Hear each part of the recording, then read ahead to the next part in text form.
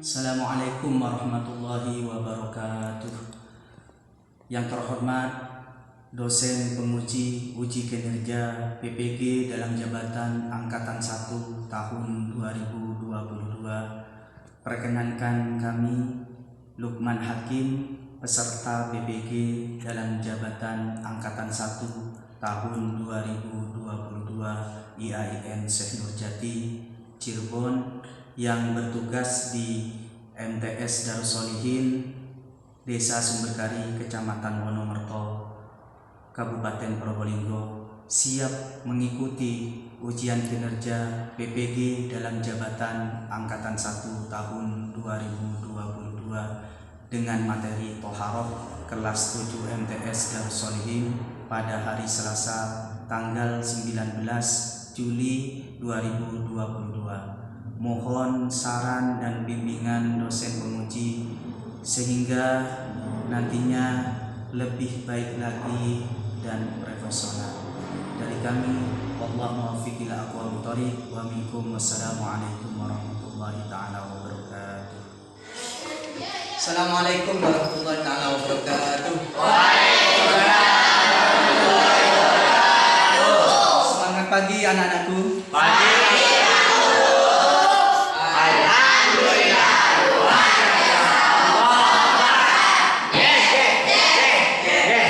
Silakan pimpin doanya. Duduk diam, berdoa dalam hati mulai. Berdoa selesai. Bismillahirrahmanirrahim. Alhamdulillah wa syukurillah ala ni'matillah. Dalam kesempatan kali ini kita bisa memulai pelajaran yang baru ini. Kalian selamat datang di MTS Darussolihin dalam keadaan sehat walafiat. Untuk itu saya absen dulu. Siti Mariam, Silvi, Fitri, Badrus, Sahid, Hadir.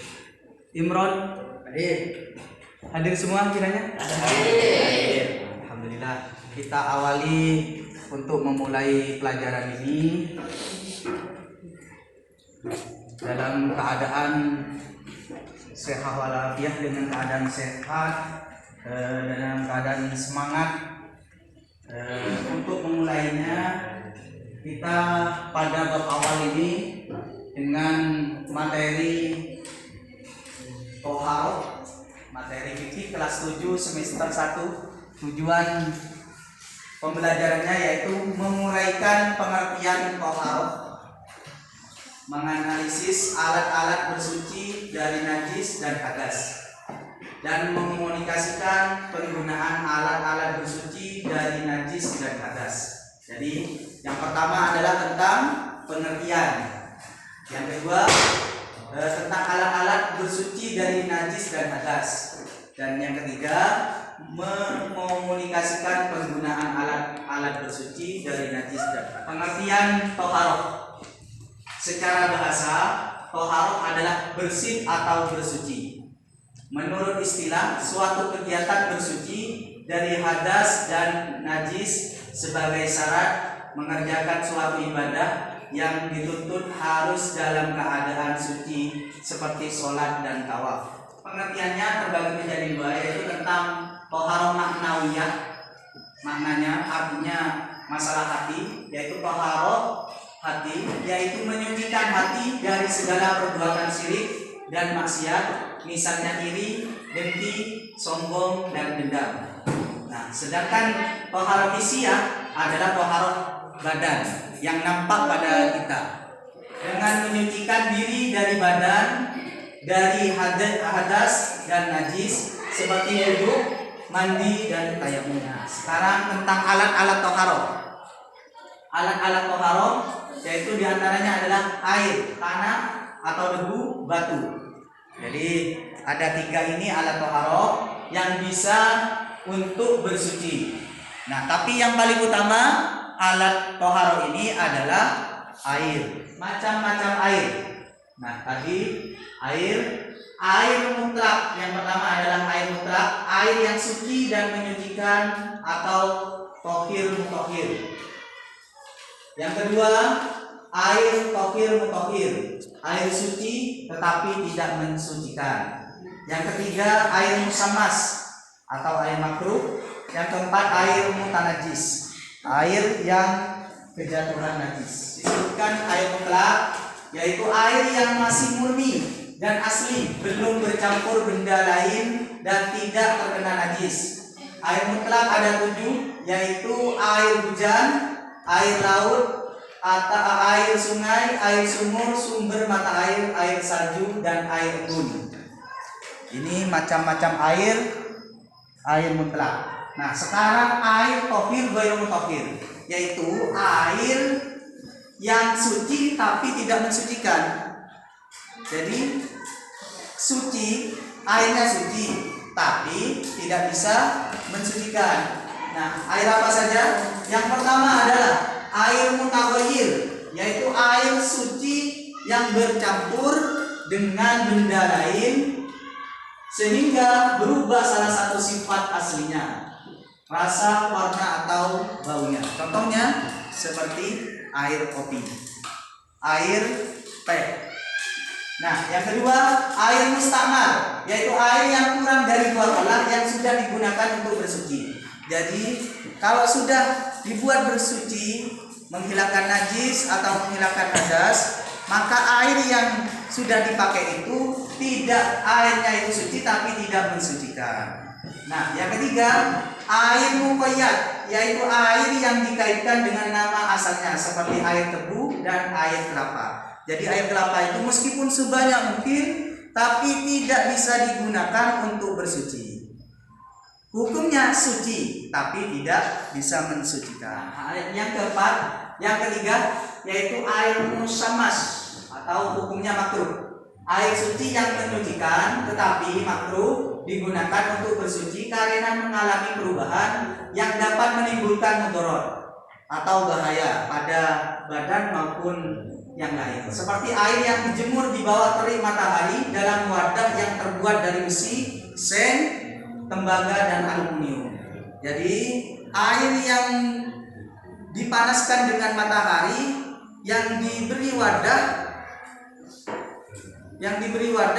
wadah besi, seng, atau aluminium itu ketika panas maka hukumnya itu makruh atau yang disebut dengan air musammas. Nah, yang keempat ini adalah air mutanajis, air yang bernajis, air yang kejatuhan najis, air yang terkena najis dan telah berubah salah satu sifatnya. Jadi air yang sudah berubah sifatnya, air lebih-lebih air yang sedikit atau kurang dari 2 kolah, berubah bau dan warnanya, rasanya, maka air tersebut dinamakan air mutanajis. Air tersebut hukumnya najis, tidak boleh diminum dan tidak boleh digunakan bersuci. Nah, sekarang yang nomor 2 yaitu tanah dan debu. Debu merupakan alat yang dapat digunakan sebagai pengganti wudhu dan mandi wajib ketika tidak ada air.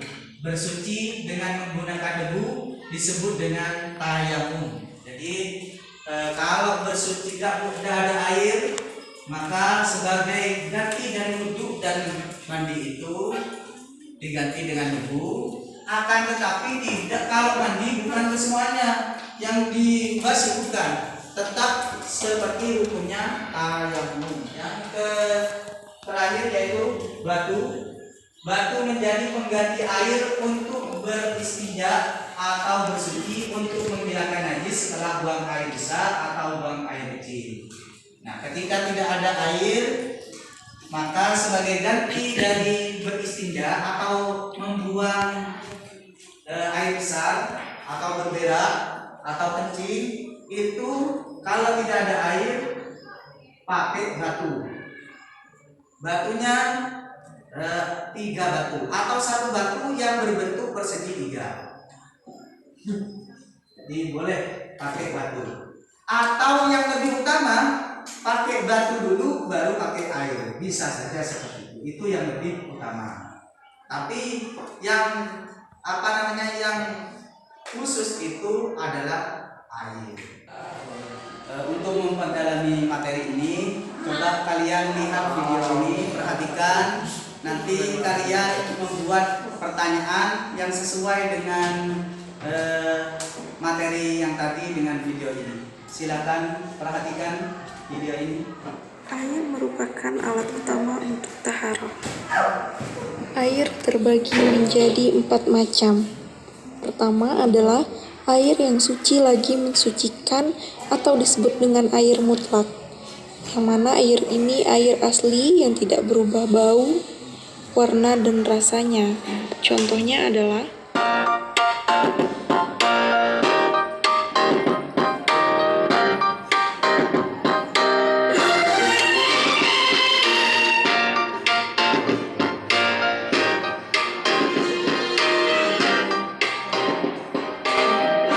yang kedua adalah air yang suci tapi tidak mensucikan. Maksudnya adalah air ini sifat awalnya adalah bersih tetapi telah tercampur dengan zat lain. Maka air ini tidak dapat dipakai untuk berwudu. Yang ketiga adalah air mustakmal, yaitu air bekas bersuci.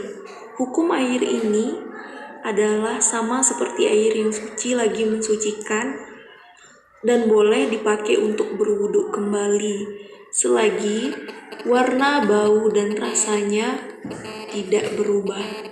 Boleh dipakai untuk bersuci. Yang keempat adalah air yang tersentuh benda atau zat najis.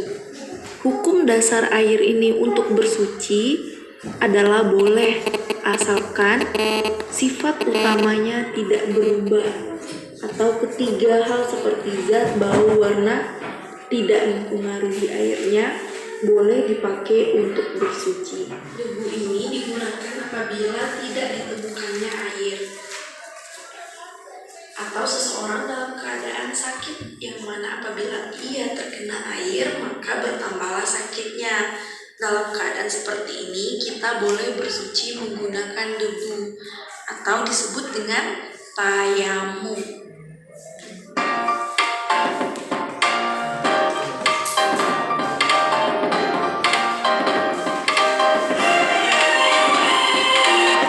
Itulah 3 macam alat yang digunakan untuk bersuci. Yang paling utama digunakan untuk bersuci adalah air.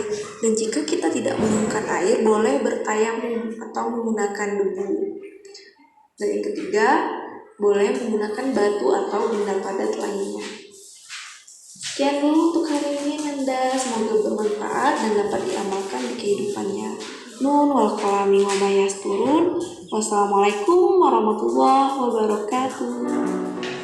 Dari pemaparan tadi, dari PowerPoint tadi dan video, kira-kira ada yang mau bertanya enggak kiranya? Ada. Ya, coba tanyakan apa? Pengertian toharoh. Ada yang bisa jawab? Ya, coba. Apa artinya? Suci. Toharoh itu Suci. bersuci. Itu secara apa, Nan? Rasa. Bahasa. Sedangkan secara istilah Mensucikan. menyucikan Najis. najis besar. dan hadas. Baik itu hadas kecil maupun hadas besar. Baik dengan berwudu atau mandi. Nah, ada yang tanya lagi? Ya, coba. Apa kegunaannya debu? Ada yang bisa jawab nggak? Iya, kegunaannya debu. Apa? Ya, enggak. Silakan. Apa debu itu? Kegunaannya debu? Menggantikan air. Menggantikan air untuk apa kira-kira? Suci. Bersuci sebagai ganti namanya apa? Tayamum. Tayamum. Jadi kalau tidak ada air maka bisa diganti dengan debu, yaitu yang disebut dengan tayamum. Nah, mungkin ada pertanyaan lagi? Ya, coba apa? Ada berapa alat tohar itu? Ada berapa alat-alat toharoh? Mungkin ada yang jawab? Air, tanah, atau debu, batu. Nah, berarti alat-alat toharoh itu ada berapa? 3. Ada 3. Apa saja? Air, debu, atau terakhir batu. Ada 3 berarti ya? Ya. Nah, itu. Nah, setelah itu kalian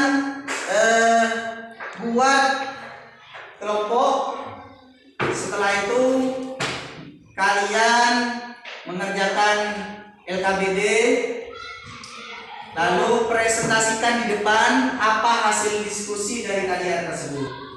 Nanti presentasikan di depan hasil diskusi kalian. Silakan bentuk kelompok masing-masing. Untuk melengkapi diskusi kalian, Pak Guru akan memberikan ABD kepada kalian.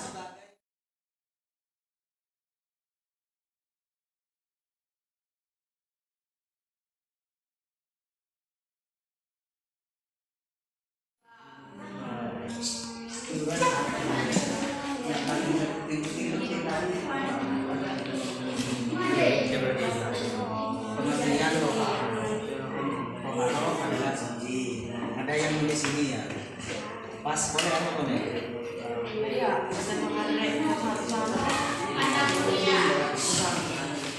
Dan alat-alat bersuci. Berarti yang tadi itu adalah tentang pengertian toharoh. Ada dua kan, bahasa sama istilah. Nah, alat-alat toharoh. Iya. Macam-macam airnya. Yang paling penting, poin-poin penting yang kalian kiranya penting kalian diskusikan itu dan nantinya akan dipresentasikan di depan ya. Apa yang perlu dipresentasikan? Apa yang pertama tentang apa? Tentang pengertian toharoh ya. Terus alat-alat bersuci itu berarti ya, tiap poin-poin penting itu ada yang menjelaskan salah satu di antara kalian ya. Nah, maka silakan didiskusikan sama teman-temannya. Usahakan kompak dalam tim itu. Yang dinilai adalah tentang kekompakan, keseriusan dan pemahaman materi. Ya, betul. Silakan. Sudah selesai diskusinya? Sudah. Alhamdulillah. Tidak ada kesulitan? Tidak ada. Tidak ada. Setelah ini kalian mempresentasikan hasil diskusi kalian. Silakan maju ke depan.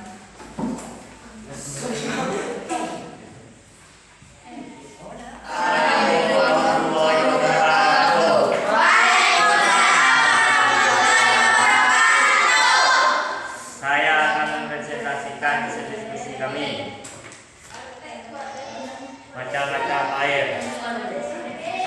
Air sunat, air yang suci dan mensucikan, tohir mutahhir. 2. Air tohir tohir mutahhir, air suci tetapi tidak mensucikan. 3. Air musammas, makruh. 4. Air najis, air najis. Alat-alat bersuci ialah air, debu, batu.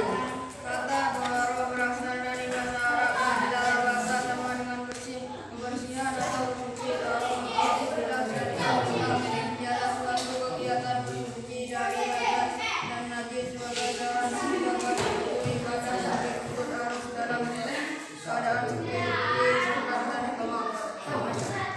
Tanah air debu. Debu merupakan alat yang dapat digunakan sebagai pengganti wudhu dan mandi wajib ketika tidak ada air. Bersuci dengan menggunakan debu disebut dengan tayammum. Dari presentasi teman kalian ini, mungkin dari kalian mau bertanya? Silakan. Coba Jelaskan macam-macam air. jelaskan macam-macam air katanya. Coba jelaskan. 1. Air mutlak, air yang suci dan menyucikan, tohir mutahhir. 2. Air tohir mutahhir, air suci tetapi tidak mensucikan. 3. Air musammas, makruh. 4. Air najis, air najis. Jadi macam-macam air itu ada berapa anak? 4. Ada 4. Apa saja kira-kira? Air mutlak. Air mutlak itu air yang tidak tercampur dengan benda yang lain. Artinya air yang murni, masih murni. Air yang murni itu ada berapa? 4. Ada 7. Apa saja? Air hujan, Air laut, air sumur, sumber air, air Nah, susu dan air itu adalah air mutlak. Nah, yang kedua apa? Tadi air tohir, ghairu mutahhir, air yang suci tapi tidak bisa mensucikan. Contohnya seperti apa? Contohnya seperti teh. Nah, apalagi? Kelapa atau kopi. Nah, itu asal mulanya itu airnya itu suci. Tapi karena bercampur dengan benda yang lain, maka menjadi suci tapi tidak bisa mensucikan. Yang ketiga, air musamas, air yang dipanaskan di terik matahari. Wadahnya itu terbuat dari besi, logam, aluminium dan sebagainya. Itu yang hukumnya makruh ketika digunakan untuk bersuci. Nah, yang keempat adalah air mutanajis, air yang bernajis atau air yang kejatuhan najis. Jadi asal mulanya itu air itu suci, yang kurang dari 2 kolah lalu ada najis, maka air tersebut dihukumi air mutanajis. Yang sampai berubah sifat rasa dan warnanya, maka tidak boleh diminum dan tidak boleh untuk bersuci. Nah, seperti itu. Silakan akhiri presentasi kalian. Sekian dari presentasi kami. Assalamualaikum warahmatullahi wabarakatuh. Kira-kira dari teman-teman ada yang mau ditanyakan? Ada. Imran boleh dicoba. Jelaskan perbedaan taharah maknawiyah dan hissiyah. Silakan dijawab. Taharah manawi adalah taharah hati, yaitu menyucikan hati dari segala perbuatan syirik dan maksiat, misalnya iri, dengki, sombong dan dendam. Taharah hissiyah adalah taharah badan yang menyucikan diri dari segala Nah, jadi toharoh itu dibedakan menjadi ada berapa? Ada 2, yaitu toharoh maknawiyah dan toharoh hissiyah. Kalau maknawiyah itu masalah tentang hati. Jadi contohnya sifat iri, dengki itu termasuk maknawi. Nah, kalau hissiyah yaitu tentang badan, itu bisa disucikan dengan apa? Dengan hadas. Jadi bisa disucikan dengan toharoh ini antara lain adalah hadas dan najis. Hadas itu ada berapa, nak? Hadas itu ada berapa? Ada 2. Hadas apa? Hadas besar dan hadas kecil. Nah, kalau hadas kecil itu dengan berwudu. Kalau hadas besar dengan mandi. Nah, monggo silakan akhiri presentasinya.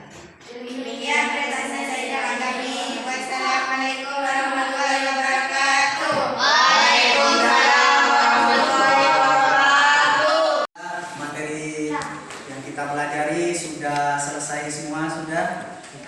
Untuk itu kita refleksi ulang dari materi yang tadi dipelajari. Yang pertama tentang pengertian apa kira-kira? Tentang toharoh. Jadi toharoh itu menurut bahasa artinya bersuci. Nah, bersuci atau bersih. Nah, untuk secara istilah yaitu suatu kegiatan bersuci untuk menghilangkan hadas atau najis. Nah, kalau hadas itu ada berapa, Nak? Ada 2. Apa saja kira-kira? Hadas kecil, hadas besar. Kalau hadas kecil itu bisa disucikan dengan wudu. Kalau hadas besar dengan mandi. Nah, sekarang tentang alat-alat toharoh ada berapa? Ada 3. Apa saja kira-kira? Air. Nah, jadi ada air. Jadi yang pertama itu adalah yang paling utama adalah air. Yang kedua Yang ketiga batu. Nah, untuk macam-macam air Ada berapa macam air itu? Ada. Apa saja kira-kira? Air mutlak, air mutahhir, Air samas, air najis. Air yang suci mensucikan. Ada berapa nak?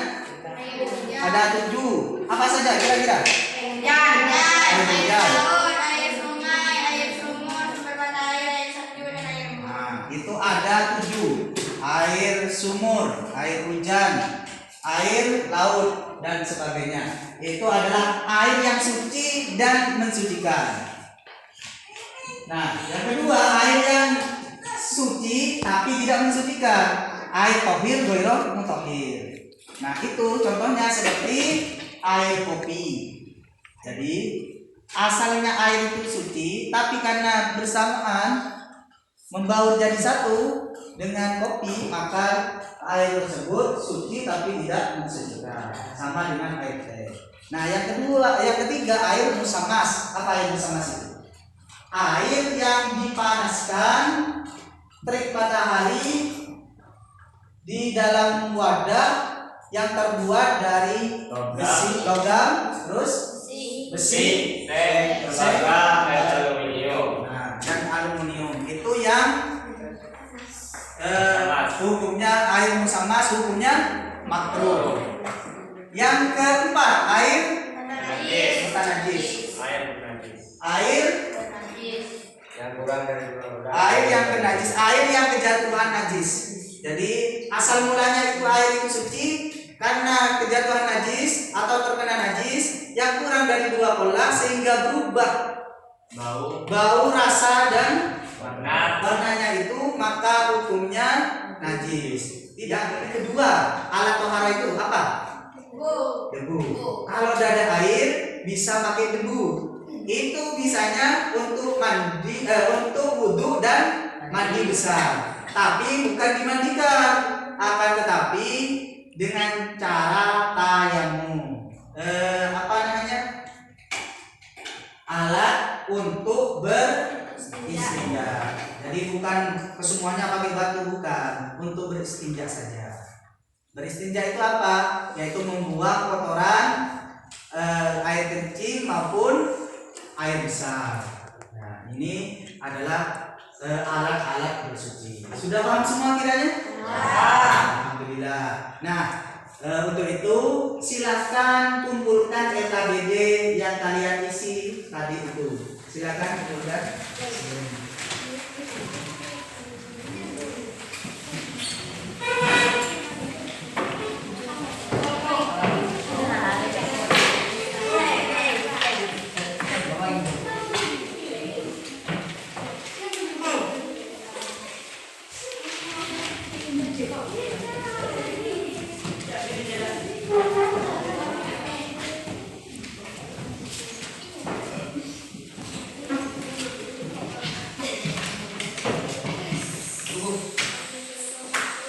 Nah, untuk pertemuan yang akan datang, kita akan mempelajari macam-macam najis dan cara mensucikannya. Persiapkan dipelajari di rumahnya. Setelah itu kita berdoa. Silakan pimpin doanya. Doa, cerdaan dalam hati mulai. Berdoa selesai. Dari saya, akhir kalam, Allah muwafiq ila aqwamit thoriq. Wa minkum, assalamualaikum warahmatullahi wabarakatuh.